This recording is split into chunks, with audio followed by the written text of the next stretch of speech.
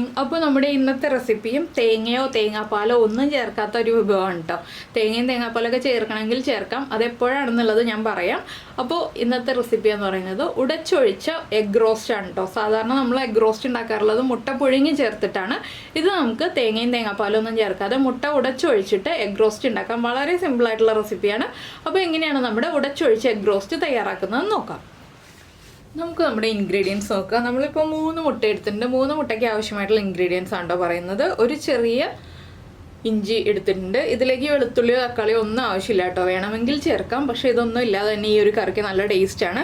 പിന്നെ മീഡിയം വലിപ്പമുള്ള സവോളയാണെങ്കിൽ 3 എടുക്കുക. ഞാനിപ്പോൾ ഒരു ചെറിയ സവോളയും ഒരു വലിയ സവോളയാണ് എടുത്തിട്ടുള്ളത്. അതുകൊണ്ട് 2 സവോള എടുത്തിട്ടുണ്ട്, 2 പച്ചമുളക് എടുത്തിട്ടുണ്ട്, 2 തണ്ട് കറിവേപ്പില എടുത്തിട്ടുണ്ട്. ഇത്രയും മതി നമ്മുടെ ഇൻഗ്രീഡിയൻസ്. ആദ്യം നമുക്ക് ഈ സവോള ഒന്ന് ചെറുതായിട്ട് സ്ലൈസ് ചെയ്തെടുക്കാം.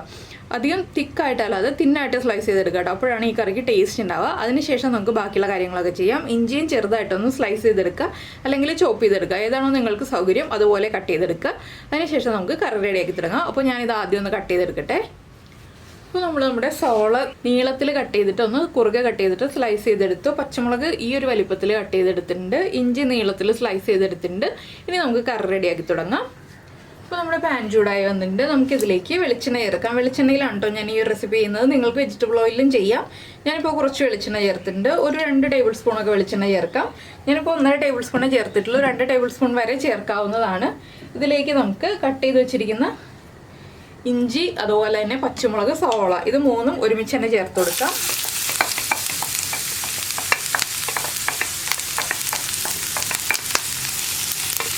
ഇതെല്ലാം ചേർത്ത് നന്നായിട്ടൊന്ന് വഴറ്റിയെടുക്കുക. അപ്പോൾ നമുക്ക് ഇതിലേക്ക് സവോളയ്ക്ക് ആവശ്യമായിട്ടുള്ള ഉപ്പും കൂടി ഇപ്പോൾ തന്നെ ചേർത്ത് കൊടുക്കാം. ഒരു 1/2 ടീസ്പൂൺ ഉപ്പും കൂടി ചേർത്ത് കൊടുക്കുന്നുണ്ട്. ഇനി സവോള ഒന്ന് നന്നായിട്ട് സോഫ്റ്റ് ആയി വരട്ടെ. ഒരുപാട് ബ്രൗൺ ഷെയ്ഡായി വരണ്ട. ഒന്ന് സോഫ്റ്റ് ആയി വരുമ്പോൾ നമുക്കിതിലേക്ക് കുറച്ച് മസാലപ്പൊടികൾ ചേർക്കാനുണ്ട്. നമ്മൾ സാധാരണ കറിയിൽ ചേർക്കുന്ന മസാലപ്പൊടി അല്ലാതെ വേറെ കുറച്ച് മസാലപ്പൊടികളും കൂടി ചേർക്കാനുണ്ട്. അതെന്തൊക്കെയാണെന്ന് ഞാൻ പറയാം. നമുക്കൊരു മിക്സിയുടെ ചെറിയ ജാർ എടുക്കാം. ഇതിലേക്ക് നമുക്കൊരു 2 കറിവേപ്പിലയും കൂടി ചേർത്തിട്ട് വഴറ്റിയെടുക്കാം കേട്ടോ. ഈ സവോള വഴറ്റിയെടുക്കുന്ന സമയത്ത് നമ്മുടെ മസാലപ്പൊടികൾ നമുക്ക് റെഡിയാക്കിയെടുക്കാം.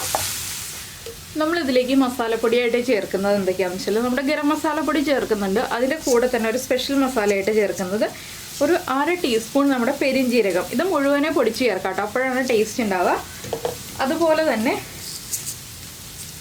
ഒരു 1/4 ടീസ്പൂണിൽ താഴെ 2 പിഞ്ച് നമ്മുടെ സാധാരണ ജീരകം, നമ്മൾ തേങ്ങ അരച്ച കറിക്കൊക്കെ ചേർക്കുന്ന ജീരകമില്ലേ, നമ്മുടെ ക്യുമിൻ സീഡ്സ്, അതും കൂടി ചേർക്കുക. ഇതൊക്കെ ചൂടാക്കിയിട്ടല്ല ചേർക്കുന്നത്, ചൂടാക്കാതെയാണ് ചേർക്കുന്നത്. 2 പീസ് കറുകപ്പട്ട, ചെറിയ പീസാണ് ഞാൻ എടുത്തിട്ടുള്ളത്. 4 പീസ് ഗ്രാമ്പു.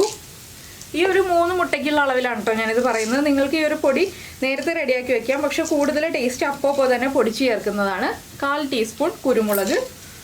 നമ്മുടെ ജാതിപത്രി ഉണ്ടല്ലോ, റെഡ് കളറിൽ നമ്മൾ മസാല വാങ്ങിക്കുമ്പോൾ, ഹോൾ സ്പൈസസ് വാങ്ങിക്കുമ്പോൾ കിട്ടുന്നത് ആ ഒരു റെഡ് കളറിലുള്ളത്, അതൊരു ചെറിയ പീസ്, എന്താ പറയുക, ഒരു 1/4 ഭാഗം പോലും വേണ്ട, അതിലും താഴെ.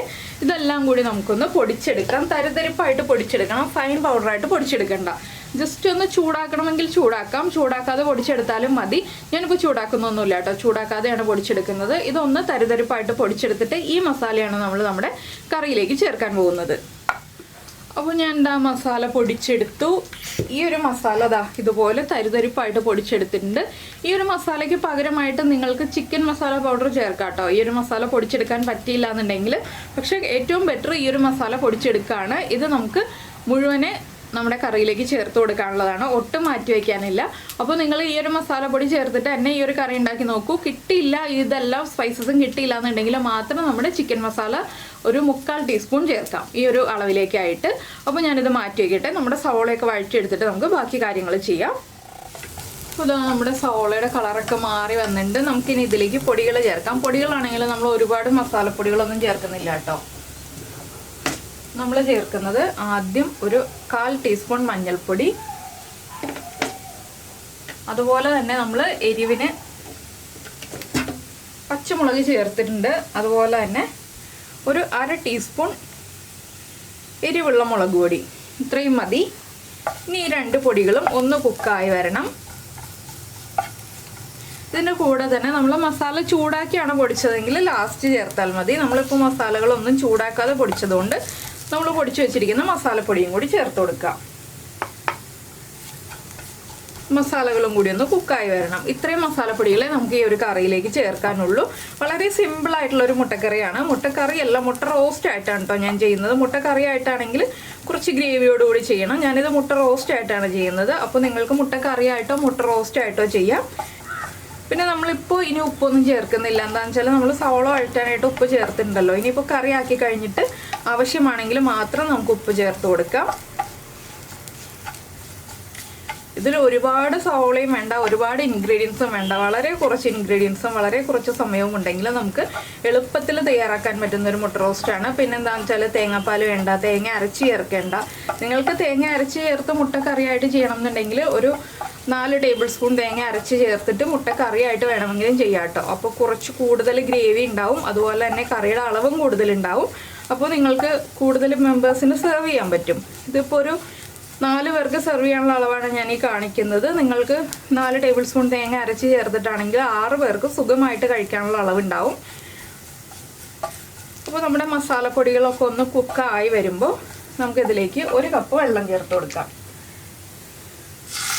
ചൂടുവെള്ളമല്ല കേട്ടോ, പച്ചവെള്ളമാണ് ചേർക്കുന്നത്. 1 കപ്പ് വെള്ളം ചേർത്തിട്ട് നന്നായിട്ടൊന്ന് ഇളക്കി ഈ സവോളയൊക്കെ ഒന്ന് കുക്കായി തുടങ്ങണം. ഒരുപാട് തിളച്ചൊന്നും പോകണ്ട, ജസ്റ്റ് ഒന്ന് തിളച്ച് വരുമ്പോൾ നമുക്കിതിലേക്ക് നമ്മുടെ മുട്ട പൊട്ടിച്ച് ഒഴിച്ചു കൊടുക്കാം. അപ്പോൾ നിങ്ങളിങ്ങനെ വളരെ സിമ്പിളായിട്ടുള്ള കറികൾ ഉണ്ടാക്കാറുണ്ടോ, ഇതുപോലെയുള്ള കറികൾ ഉണ്ടാക്കാറുണ്ടോ എന്നൊക്കെ ഒന്ന് കമൻറ്റ് ചെയ്യണേ. എന്താണെന്ന് വെച്ചാൽ ഇത് ബാച്ചിലേഴ്സിനൊക്കെ വളരെ എളുപ്പത്തിൽ ഉണ്ടാക്കാൻ പറ്റുന്ന കറികളാണ്. ഒരു മിക്സി ഉണ്ടെന്നുണ്ടെങ്കിൽ നിങ്ങൾക്ക് തേങ്ങയൊക്കെ അരച്ച് ചേർക്കാം. പിന്നെ ഞാൻ പറഞ്ഞല്ലോ, മിക്സി ഇല്ല എന്നുണ്ടെങ്കിൽ ഇതുപോലെ ഉള്ള മസാലയ്ക്ക് പകരം ചിക്കൻ മസാല പൗഡർ നമുക്ക് ചേർത്തിട്ടും ഈ ഒരു റെസിപ്പി ചെയ്യാവുന്നതാണ്. നമുക്ക് പലപ്പോഴും കമൻറ്റ് വരാറുണ്ട്, തേങ്ങ ഉണ്ടെങ്കിൽ ഈ കറി ചെയ്യില്ല എന്നൊക്കെ പറഞ്ഞിട്ട്. അപ്പോൾ അങ്ങനെയുള്ളവർക്കൊക്കെ എളുപ്പത്തിൽ ചെയ്യാൻ വേണ്ടിയിട്ടാണ് നമ്മൾ ഈ ഒരു റെസിപ്പിയൊക്കെ ചെയ്ത് കാണിക്കുന്നത്.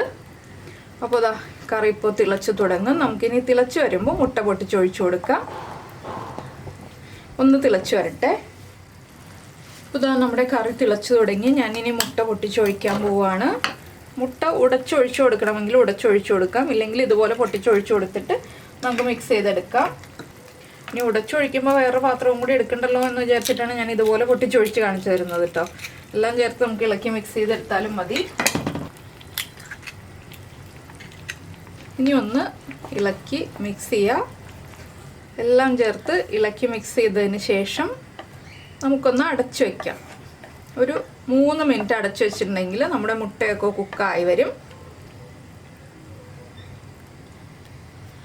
ഇനി ഒന്ന് കുക്കായി വരട്ടെ.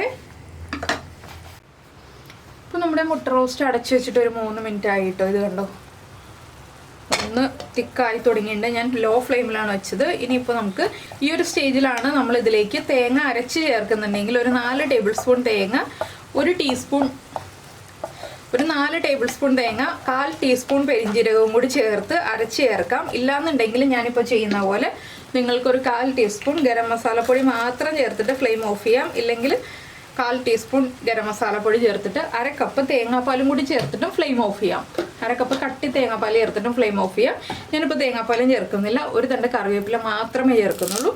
ഇങ്ങനെ പല രീതിയിൽ ചെയ്യാൻ പറ്റുന്ന ഒരു കറിയാണ്. തേങ്ങാപ്പാൽ ചേർക്കാം, തേങ്ങ അരച്ച് ചേർക്കാം, ഒന്നും ചേർക്കാതെ നമുക്കിതുപോലെ പ്ലെയിൻ ആയിട്ട് മുട്ട റോസ്റ്റ് മാത്രം ഉണ്ടാക്കിയെടുക്കാം. ഇത് ചോറിൻ്റെ കൂടെ കഴിക്കാം, പുട്ടിൻ്റെ കൂടെ കഴിക്കാം, അപ്പത്തിൻ്റെ കൂടെ കഴിക്കാം, ഇടിയപ്പത്തിൻ്റെ കൂടെ കഴിക്കാം, പൊറോട്ടയുടെ കൂടെ കഴിക്കാം. അങ്ങനെ നമുക്ക് പല വിഭവങ്ങളുടെയും കൂടെ കഴിക്കാം. ഏറ്റവും ടേസ്റ്റ് നമ്മുടെ പലഹാരങ്ങളുടെ കൂടെ കഴിക്കുന്നതായിരിക്കും ചോറിൻ്റെ കൂടെ കഴിക്കുന്നതിനേക്കാൾ ടേസ്റ്റ്. ഇതിപ്പോൾ അധികം ഗ്രേവി ഒന്നും അല്ലാതെ കുറച്ച് പുരണ്ടിരിക്കുന്ന രീതിയിൽ, കുറച്ച് കുഴഞ്ഞിരിക്കുന്ന രീതിയിലുള്ള ഒരു മുട്ട റോസ്റ്റാണ്. അപ്പോൾ നിങ്ങൾ ഇതുപോലെ മുട്ട റോസ്റ്റ് ഉണ്ടാക്കി നോക്കിയിട്ടില്ലെങ്കിൽ, പൊട്ടിച്ചൊഴിച്ച മുട്ട റോസ്റ്റ് ഇതുപോലെ ഉണ്ടാക്കി നോക്കിയിട്ടില്ലെങ്കിൽ ഉറപ്പായിട്ടും ട്രൈ ചെയ്ത് നോക്കൂ. എല്ലാ വിഭവങ്ങളുടെയും കൂടെ നല്ലൊരു സൈഡ് ഡിഷാണ്. ഉണ്ടാക്കിയെടുക്കാൻ അധികം സമയവും വേണ്ട, അതുപോലെ തന്നെ നമുക്ക് അധികം ഇൻഗ്രീഡിയൻസും വേണ്ട. ലാസ്റ്റ് ഗരം മസാലപ്പൊടി ചേർക്കാൻ മറന്നു പോകരുത്. ഗരം മസാലപ്പൊടി ചേർത്തില്ലെങ്കിൽ 1/4 ടീസ്പൂൺ പെരിഞ്ജീരക പൊടിയെങ്കിലും ചേർക്കാം കേട്ടോ. ഗരം മസാലപ്പൊടിക്ക് പകരമായിട്ട് പെരിഞ്ജീരകം നമ്മൾ പൊടിച്ച് ചേർത്തിട്ടുണ്ട് എങ്കിലും ലാസ്റ്റ് ആ ഒരു പൊടി ചേർക്കുമ്പോൾ അതിൻ്റെ ഒരു ഫ്ലേവർ കൂടുതൽ സമയം നിൽക്കും, നമ്മുടെ കറിക്ക് കൂടുതൽ ടേസ്റ്റും തരും. അപ്പോൾ എന്തായാലും എല്ലാവരും ഉണ്ടാക്കി നോക്കുമെന്ന് വിചാരിക്കുന്നു. അപ്പോൾ നിങ്ങൾക്ക് ഈ ഒരു റെസിപ്പി ഇഷ്ടമായിട്ടുണ്ടെന്നുണ്ടെങ്കിൽ നമ്മുടെ വീഡിയോ ഒന്ന് ലൈക്ക് ചെയ്യാനും അതുപോലെ തന്നെ കമൻറ്റ് ചെയ്യാനും ഷെയർ ചെയ്യാനൊന്നും മറന്നു പോകരുത്.